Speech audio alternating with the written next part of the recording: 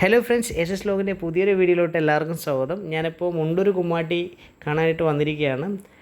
മുണ്ടൂരിലിപ്പോൾ വളരെ ഗംഭീരമായിട്ടുള്ളൊരു വേലയാണ് ഇപ്പോൾ നടന്നുകൊണ്ടിരിക്കുന്നത്. ഇവിടെ വീഡിയോയിലൂടെ നിങ്ങൾക്ക് കാണാൻ പറ്റുന്നതാണ്.